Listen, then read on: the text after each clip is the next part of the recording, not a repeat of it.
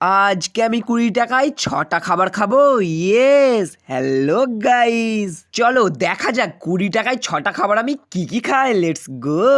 সকালবেলা মুখে স্মাইল নিয়ে কাকুর দোকানে চলে গেলাম। সেখান থেকে 5 টাকা দিয়ে নাম না জানা এক ধরনের মিষ্টি নিয়ে নিলাম। এই মিষ্টিটার কি নাম তোমরা অবশ্যই কমেন্টে জানাও। এই মিষ্টিটাকে একটা খাবার কমপ্লিট করলাম। তারপর 5 টাকা নিয়ে অন্য একটা দোকানে চলে গেলাম এবং সেখান থেকে 5 টাকা দিয়ে একটা কেক কিনে কেকের প্যাকেট ছাড়িয়ে কেকটা মুখে পুড়ে নিলাম।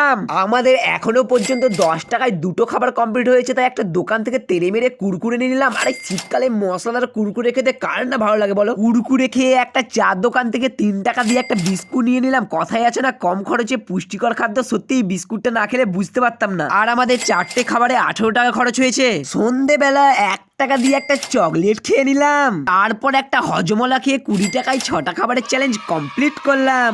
Bye bye.